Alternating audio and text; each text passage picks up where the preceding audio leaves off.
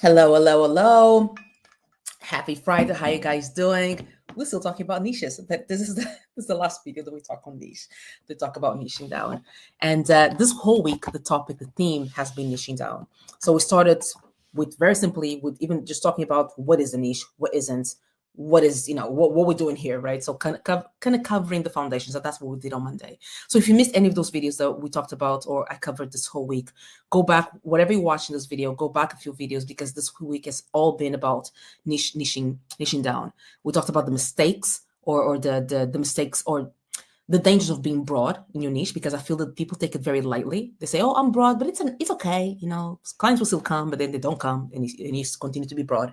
But so today, as you see by the title, I want to talk about how to refine your niche without boxing yourself in, because that's the overwhelming amount of comments that I get, and even people that DM me after those lives, is that I'm trying, either they're still a little confused about if the niche is niche enough, or they feel like, oh, I don't want to box myself in. But I want to give you a different perspective, right?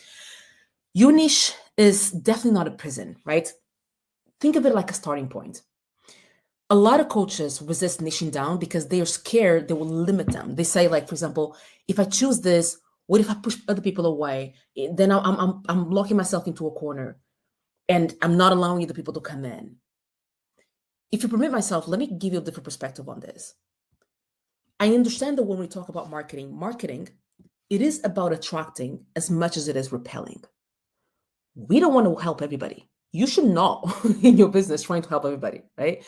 Because you're not going to have the capacity to do it. So at one level, yes, we want to attract, but equally, if not more actually, we want to repel people. And the way that we do that is make sure that we have a niche, that we have a specific group of people that we know that we can help, that we know that we can support, and they're willing and also able to do so in this specific time.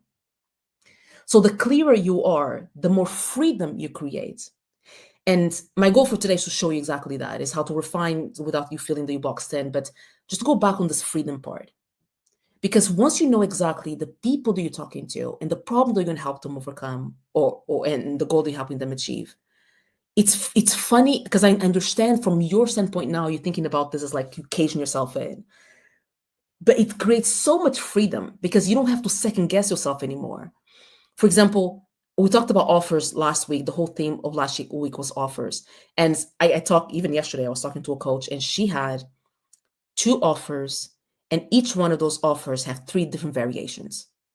Yeah, I think two offers, and then each one of those offers had three different variations. And like her, there's many other people that have like a menu of offers in the repertoire.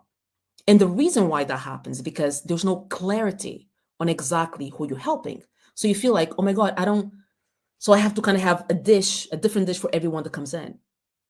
And that in itself, it's catering you in. Like, you don't have freedom there because you feel like you have to cater to everybody because you don't know who you're catering to.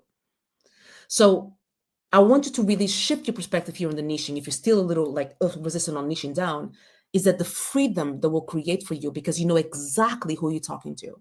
You know exactly what they're going through. You know exactly how to communicate with them. You know exactly what their limiting beliefs are. You know exactly what their problems. You know exactly the negative self talk that they're doing to themselves. You know it because you know exactly who you're talking to. And the common fears don't stop there. So people say, if I niche down, I'll lose clients. Well, maybe, one thing that one of my or the mentors also told me, Sally, not all money is good money, right? Sometimes, interesting enough, I have a video coming up on my YouTube. By the way, if you haven't not part of my YouTube, you're not subscribed, you should, because I put videos every single week. So the video that's coming out next week, I believe, is I'll talk about the 5 top clients that you don't want to have in your coaching business. You just, people don't think about these things, but you don't, because not only they waste time, energy, but also money.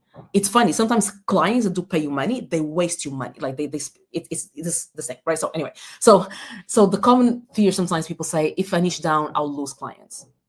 Okay, let's just put a pause there. They say, what if I choose the wrong one? What if I choose the wrong niche? As if somehow it's written in stone, you can never go back to it or adjust.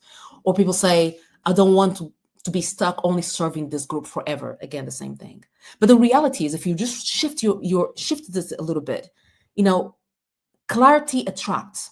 Vagueness repels, and this is the wrong type of repel. We do want to repel with marketing, but vagueness repel people based on vagueness. That's not the right repel that we want. We want to give them all the facts so they can say, okay, this is me, or this is not me. But now repelling someone because they're not sure, they're like, I don't know, I don't understand. So because I don't understand, let me just bounce. That's not the type of repelling that you want. The other perspective I want to show you or give to you is people outside of your niche will still come if they resonate. I cannot tell you the amount of times that I serve mainly coaches in the personal development space, right?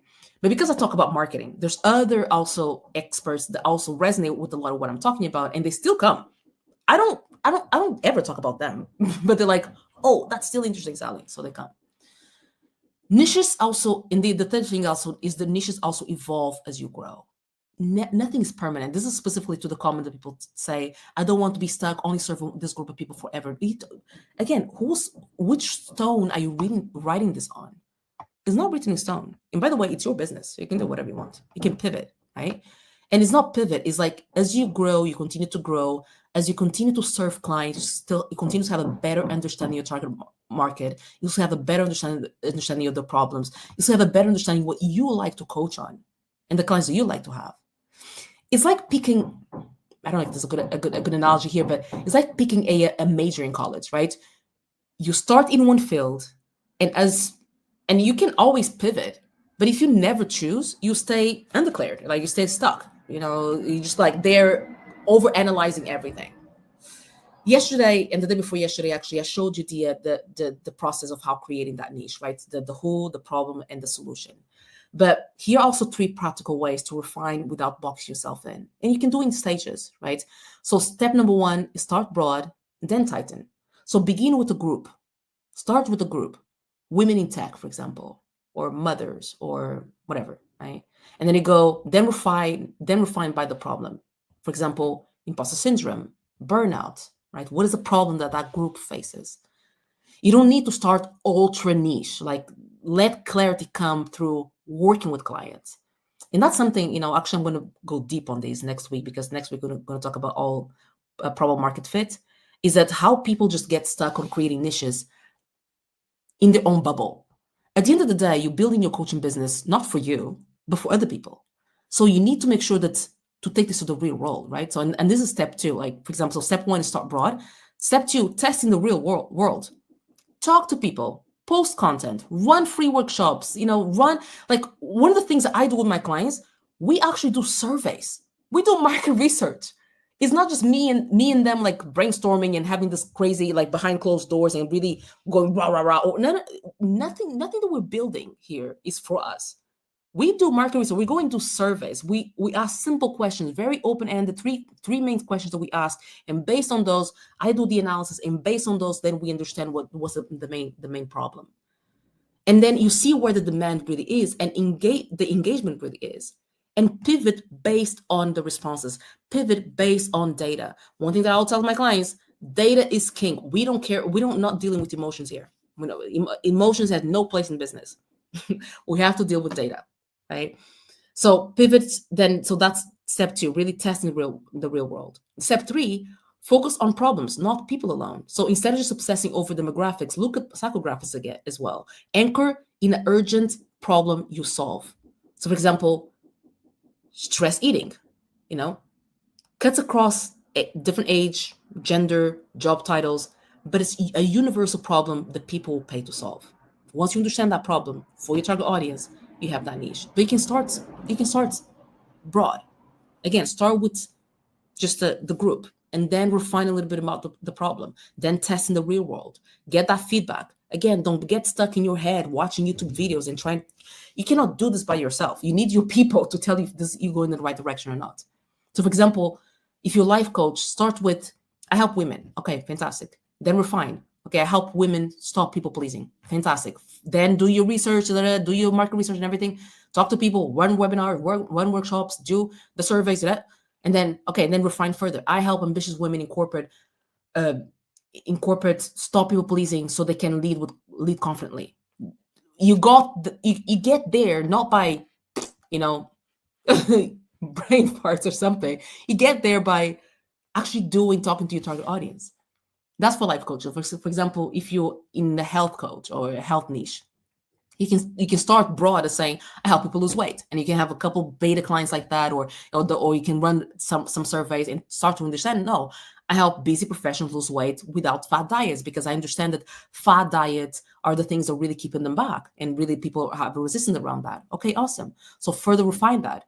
I help busy lawyers drop 20 pounds so they can perform at their best in court.